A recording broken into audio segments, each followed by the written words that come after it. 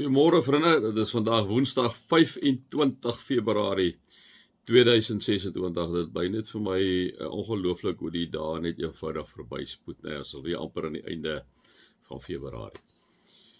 Kom ons raak net so vir 'n wyle stil.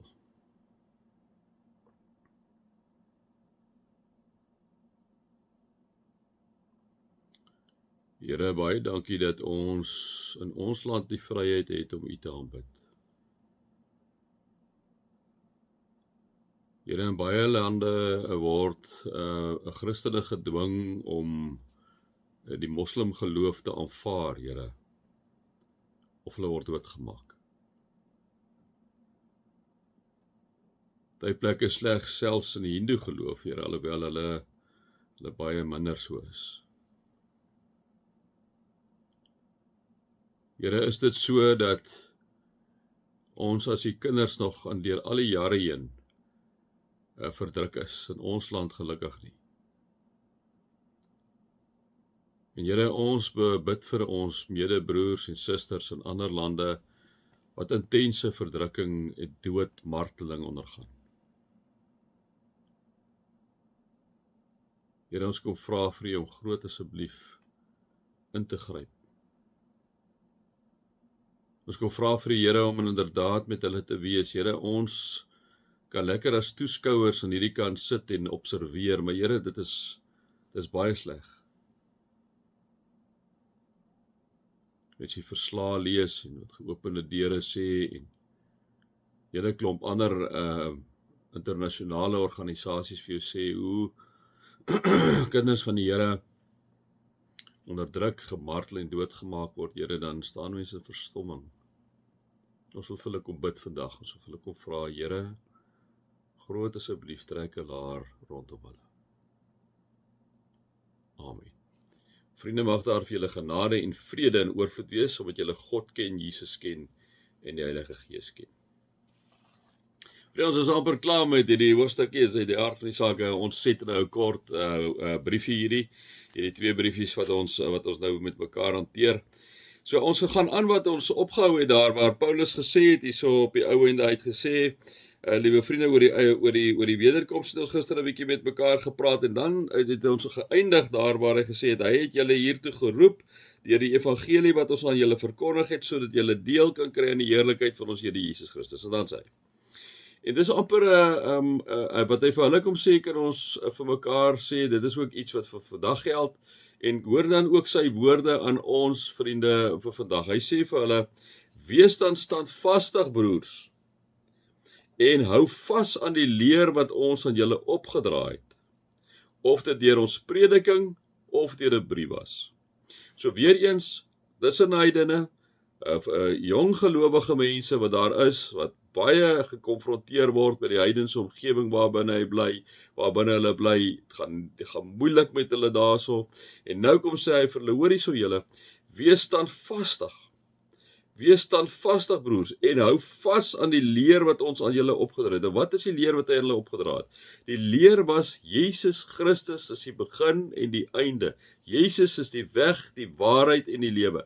Moenie van daardie leer af weg beweeg nie, kom sê Paulus vir hierdie Christene in Thessalonisense. Hy sê, dit is die weg, wat ons vir julle in die brief geskryf het, of by julle kom preek het. Daarin moet julle standvastig wees. Julle moet vasstaan daar. Julle moenie toelaat dat enige een van hierdie ouens julle losruk van hierdie leer wat ons aan julle verkondig het, kom sê Paulus vir hulle. En dan gaan hy aan en sê hy, en mag julle in al die goeie wat julle in woord en daad doen, bemoedig en gesterk word deur ons Here Jesus Christus en God ons Vader.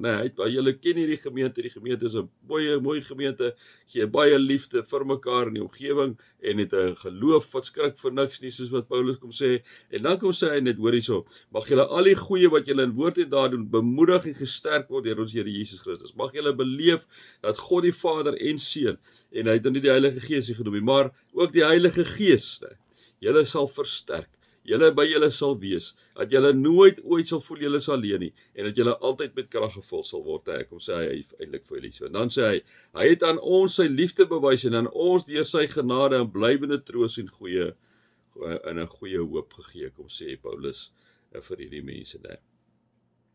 So, wees standvastig. En vriende, ek sê dit nou maar reguit en ek het geen ill intent daarby nie, maar as julle vat in ons land ook, wat's besig om met die Islam gebeur, die moslim geloof gebeur. Vriende, hulle sit op elke stukkie kos, sit hulle die teken, die halal teken.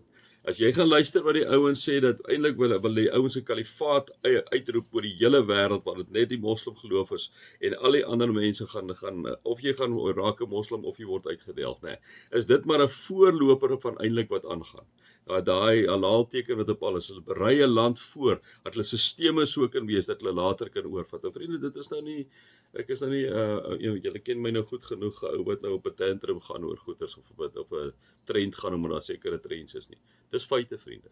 Dis feite, en dit, ons moet op die ou ene vir mekaar kom sê, dat ons moet in hierdie leer van Jesus standvastig vashou. Vriende, hoe lief ons ook van ons moslim vriende het, en hulle is beautiful mense, die uiteinde van hulle geloof, vriende, is op die ou ene om ons uit te wis. Ek bedoel, daar's nie twee dinge daaroor. Julle kan maar wyd en suid gaan kyk waar hierdie ouens in beheer is, en kyk julle hoe lyk dit daar.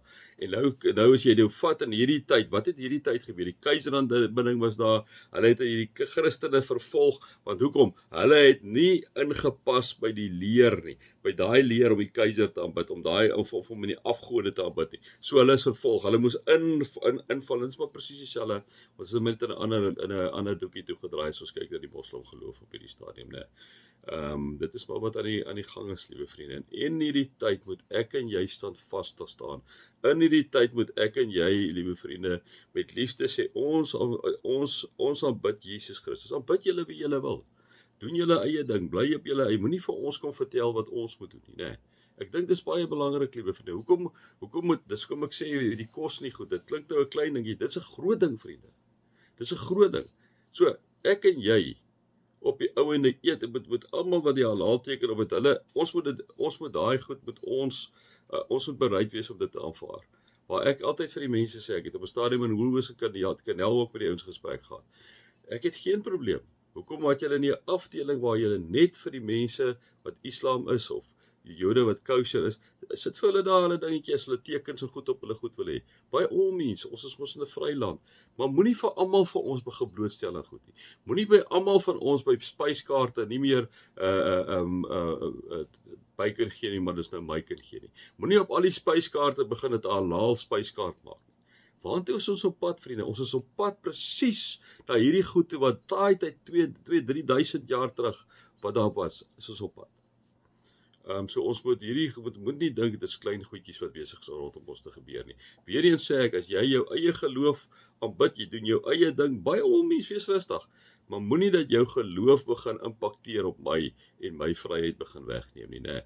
En vriende, dit is maar wat daai tyd gebeur het. Ons is maar smack bang in daai tyd. Hulle is daai tyd vervolg omdat hulle Jesus aanbid het, omdat hulle nie by 'n stelsel ingepas het wat gesê het, dit is die stelsel wat julle by moet inskakel. Dit is presies met Islam, is presies met ons moslim vriende, liewe vriende. So moet nooit ooit dink, dit is maar far-fetched nie. Dit is nie. Dit is hier tussen jou en my, die wêreld baie lewendig en teenwoordig. Mag julle God se liefde ervaar, sy genade ervaar en sy teenwoordigheid ervaar. Amen.